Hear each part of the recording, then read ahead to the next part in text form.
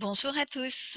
Nous nous retrouvons pour quelques minutes de grammaire en passant, minutes de grammaire qui travailleront à partir d'un extrait de La Princesse de Clèves de Madame de Lafayette. Cet extrait, le voici. Comme il réussissait admirablement dans tous les exercices du corps, il en faisait une de ses plus grandes occupations. Je vous demande, à partir de cette phrase, d'identifier les différentes propositions et de transformer la phrase de façon à faire de la principale une proposition subordonnée. Évidemment, je vous invite à arrêter la vidéo, à vous livrer à l'exercice, à relancer la vidéo quand vous aurez trouvé quelque chose. Quant à moi, je me livre à la correction. Il s'agit donc tout d'abord d'identifier les différentes propositions. La première proposition, comme il réussissait admirablement dans tous les exercices du corps, est introduite par comme. Il s'agit donc d'une subordonnée.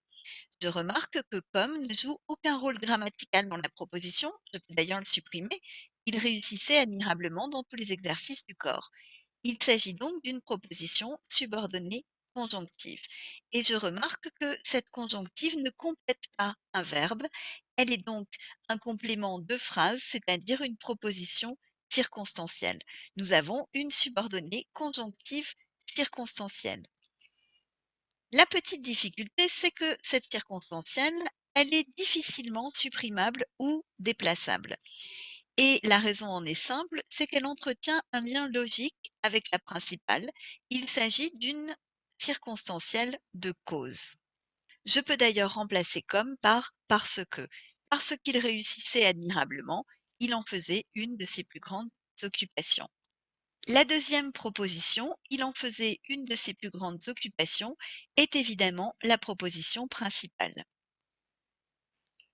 Il s'agit maintenant de transformer la phrase de façon à faire de la principale une subordonnée. Cela suppose évidemment que la subordonnée va devenir elle-même principale. Donc je commence par transformer la subordonnée en supprimant le mot subordonnant. Et cela donne il réussissait admirablement dans tous les exercices du corps.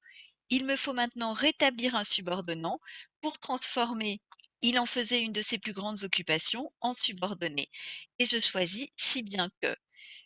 Il réussissait admirablement dans tous les exercices du corps, si bien qu'il en faisait une de ses plus grandes occupations.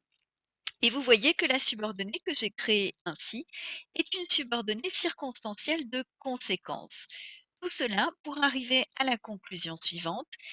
La cause et la conséquence entretiennent des liens puisque l'une est l'opposé de l'autre. Nous en avons maintenant terminé avec ces quelques minutes de grammaire en passant.